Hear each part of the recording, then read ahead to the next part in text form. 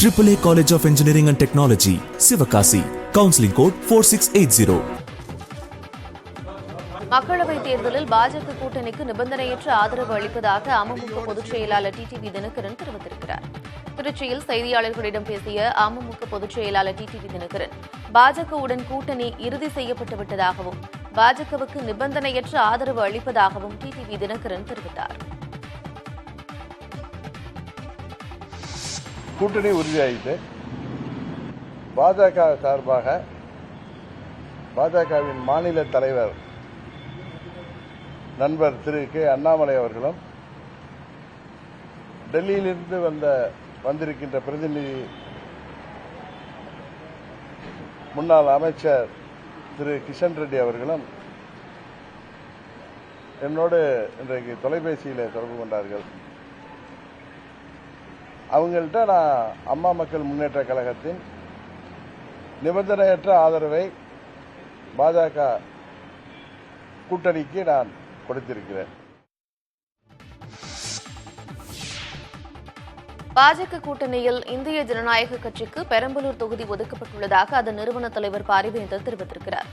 சென்னை கமலாலயத்தில் நடைபெற்ற பேச்சுவார்த்தைக்கு பிறகு செய்தியாளர்களை சந்தித்த அவர், பெரம்பலூர் தொகுதியில் 3வது முறையாக தாம் போட்டியிட இருப்பதாகவும் தெரிவித்தார்.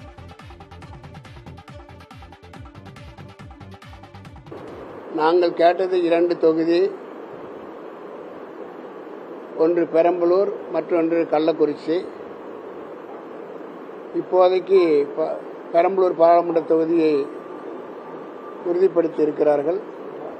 இன்னும் 2 நாட்களில் கள்ளக்குறிச்சி கொடுப்பதற்கு வாய்ப்பு இருக்குமா என்று ஆய்ந்து அதன் பிறகு முடிவை சொல்லுவதாக சொல்லி இருக்கிறார்கள். அந்த வகையில் நாங்கள் மகிழ்ச்சியாக இந்த தொகுதியை பங்கு பெறுவதில் மகிழ்ச்சியாக இருக்கிறோம். எல்லாம் சரியாக போய்கொண்டிருக்கிறது. நான் பெரம்பலூர் தொகுதியில் 3வது முறையாக போட்டியிடுகிறேன் என்பதையும் இந்த நேரத்தில் சொல்லிக்கொள்ள ஆசைப்படுகிறேன். பாஜக மாநில தலைவர் அண்ணாமலையுடன் சமத்துவ மக்கள் கட்சி தலைவர் சரத்குமார் தொகுதி பங்கீடு பேச்சுவார்த்தை நடத்தியுள்ளார். மக்களவைத் தேர்தல் நெருங்கும் நிலையில் தமிழ்நாட்டில் கூட்டணியை இறுதி செய்து தொகுதி பங்கீடு பேச்சுவார்த்தைகளில் மாநில பாஜக கவனம் செலுத்தி வருகிறது.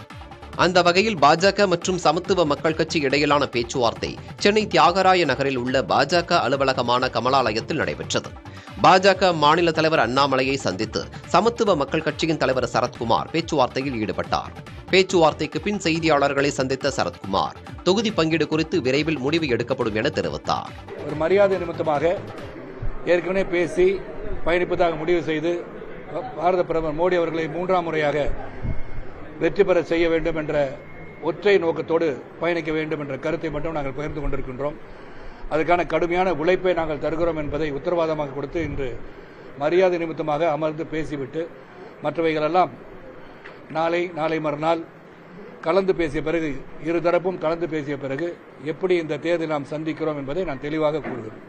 AAA College of Engineering and Technology, Sivakasi. Counseling code 4680.